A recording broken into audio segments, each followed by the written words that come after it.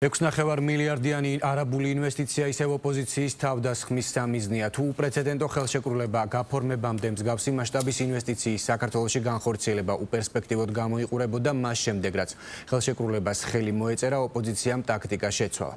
თვეების წინ ბლეფად შეფასებული პროექტი ახლა სახელმწიფო ინტერესების დამაზიანებელი და საქართველოსთვის წამგებიანი გახდა. არარენტაბელური ბიზნეს შეთანხმება, მოსალოდნელი დემოგრაფიული პრობლემები და რეკრეაციული სივრცეების განადგურება. ეს სისტემები რაზეც ოპოზიცია აპელირებს და ხელისუფლებისგან იგლ ჰილსთან გაფორმებული ხელშეკრულების გასაჯაროვებას მოითხოვს. კომერციული საიდუმლოებაა ის მთავარი არგუმენტი, რის გამოც მმართველი გუნდი შეთანხმების პირობების გასაჯაროვებას კატეგორიულად გამორიცხავს. ოპონენტების განცხადებებსა და მოთხოვნებს კი სპეკულაცია და დეზინფორმაცია დაცხადებს. პროექტის მნიშვნელობასა და სარგებელზე მთავრობის ხელმძღვანელის განმარტებების შემდეგ მოამბე კომპანია იგლ ჰილსაც დაუკავშირდა. პასუხი ბრალდებებზე და არაბული კომპანიის მიერ სხვადასხვა ქვეყანაში უკვე განხორციელებული პროექტები ნახეთ შალვა სუმბაძის რეპორტაჟში.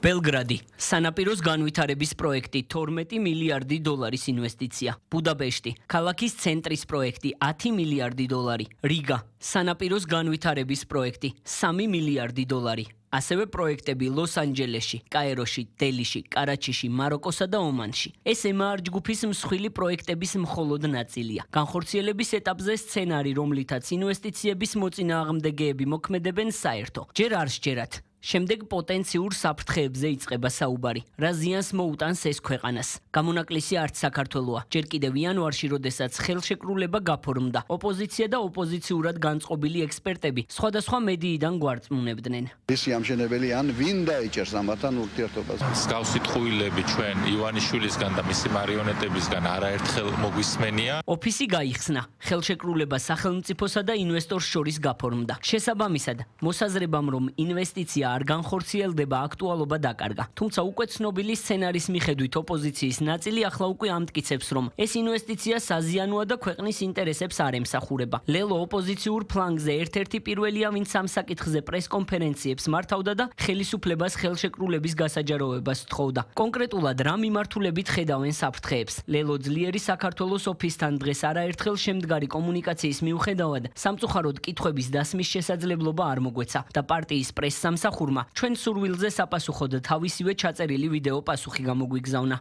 10,000-ობით უცხო ქვეყნის მოქალაქის ჩამოცხოვრება და ჩამოსახლება საქართველოში, მათი ლოკალურად დასახლება არის ეროვნული ინტერესების ღალატი. ამ ტიპის ხელისუფლებამ, რომელიც საუბრობს გამჭვირვალობაზე, გაასაიდუმლოა საქართველოსთვის ეროვნული ინტერესებისთვის მნიშვნელოვანი დოკუმენტი, რაც ეხება 6 მილიარდ 500 მილიონი დოლარის ეგრეთ წოდებულ ინვესტიციას და ეს ხელშეკრულება არის საქართველოს მოქალაქეებისთვის საიდუმლო.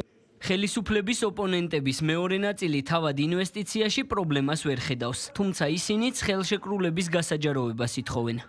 ძალიან მნიშვნელოვანი ინვესტიცია არის. ბოლო 30 წლის განმავლობაში თავისი მოცულობით და მნიშვნელობით ეს არის ძალიან მნიშვნელოვანი ინვესტიცია. გასაჯაროვდეს ის დოკუმენტაცია, რომელშიც წერია ყველაფერი. ჩვენ ვართ მომხრეები, რომ ეს პროცესი იყოს გამჭვირვალე. ამაზე ყურადღების დათმობა აჩვენებს ოპოზიციის მხრიდან, აჩვენებს მხოლოდ იმას, თუ რაოდენ ბანკროტია ოპოზიცია, იმიტომ რომ ალტინფოს მოედანზეა გადასული და აი იქ წვალობს, რადგან დაინახეს, რომ შეიძლება რომ ეს პოპულარული თემა იყოს. წლებია გამჭვირვალობა აღმოჩნდა რომ ყველაფერს აკეთებს ფარულად და გვეუბნება რომ სიტყვაზე უნდა გვენდოთო და ხალხი არ ენდობოდა. ამაში ხალხი მართალია.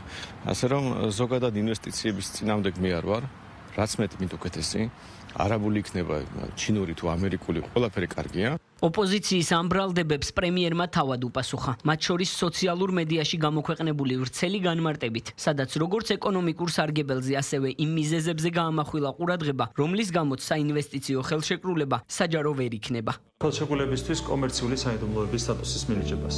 ეს ფაქტი ეფუძნება ერთი მხრივ საქართველოს კანონმდებლობას, ხოლო მეორე მხრივ საერთაშორისო პრაქტიკას.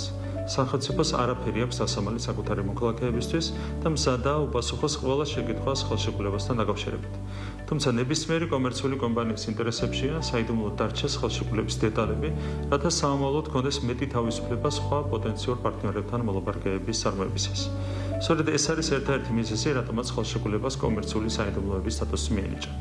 როდესაც ეს ყველაფერი იცის ზოგიერთი პარტიის ბიზნესმენმა ხელმძღვანელმა და მისი პარტია ამ თემით მაინც სპეკულირებს, შეუძლებელია არ გავიხსენოთ, თუ რამდენად ძიმეა უცხოელი აგენტის ხვედრი. იგივე სამტკიცებენ საპარლამენტო უმრავლესობაშიც. შალვა პაპუაშვილის განმარტებით ყველა მსგავსი სახის ხელშეკრულება საიდუმლოა და ეს თავად პარტია ლელოშიც იციან. პარლამენტის თავმჯდომარე ანაკლიის სპორტის მშენებლობაზე ლელოს პარტიის დამფუძნებლის მიერ დადებულ ხელშეკრულებას იხსენებს და ამბობს, რომ თავად ხაზარაძის კონსორციუმიც მსგავს ხელშეკრულებებს ასაიდუმლოებდა.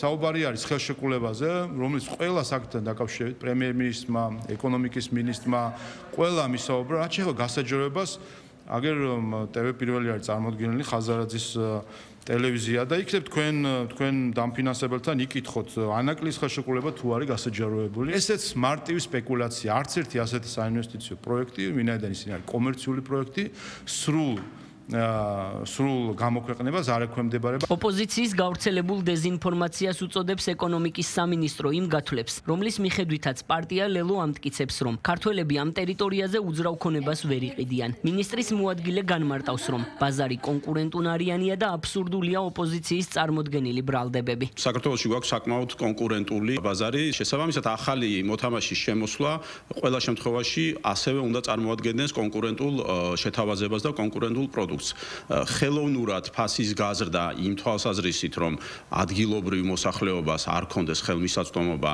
ასეთ უძრავი ქონების პროდუქტზე, ელემენტარულად ნიშნავს, რომ ეს პროდუქტი ვერ იქნება კონკურენტუნარიანი. ოპოზიციის გავრცელებულ ბრალდებებზე საპასუხოდ დავუკავშირდით ემაარ ჯგუფსაც. მათ კიდევ ერთხელ დავუსვით კითხვა პროექტის შესახებ და ასევე ვთხოვეთ განემარტათ რაბედიელის იმ რეკრეაციულ სივრცეს, რომელზეც თბილისის პროექტი უნდა განხორციელდეს. საპასუხო წერილში ვკითხულობთ. Eagle Hills-ის აქტივობა საქართველოში გამომდინარეობს ქვეყნის განვითარების პოტენციალზე ღრმა ნდობიდან, მისი აქტიური ტურისტული სექტორისადმი ინტერესიდან და მთავრობის ხედვიდან პროგრესული საინვესტიციო გარემოს შექმნაში. ჩვენი პროექტები თბილისი Waterfront და გონიო იახტენ მარინა წარმოადგენს გრძელვადიან ინვესტიციას საქართველოს ეკონომიკურ და სოციალურ ზრდაში, რომელიც შექმნილია ადგილობრივ საზოგადოებებზე და მომავალ თაობებზე მდგრადი ღირებულებების მისაცემად. ორივე პროექტი ხორციელდება ეროვნული და ადგილობრივი ხელისუფლების ხელმძღვანელობით, რაც უზრუნველყოფს სრულ შესაბამისობას ადგილობრივ რეგულაციებთან, გარემოს დაცვის პრიორიტეტებთან და მდგრადობის სტანდარტებთან. Eagle Hills-ი უმთავრეს მნიშვნელობას ანიჭებს ბუნებრივი ლანდშაფტის დაცვის ხელშეწყობას, ხოლო ყველა კვლევა და დიზაინის მიმართულება გატარებულია შესაბამისი სახელმწიფო ინსტიტუტებისა და გარემოს დაცვის სპეციალისტების მოთხოვნათა შესაბამისად. ყოველ ეტაპზე. თბილისსა და ბათუმში ეს ფილოსოფია აისახება ენერგოეფექტურ ინფრასტრუქტურაში, მწვანე მობილობის ქსელებში და გარემოს დაცვითი პასუხისმგებლობის ღრმა ვალდებულებაში. აღსანიშნავია, რომ ქვეყანაში 6 მილიარდ ნახევარი დოლარის ინვესტიციის მოზიდვაზე ხელშეკრულება სახელმწიფომ უკვე გააფორმა.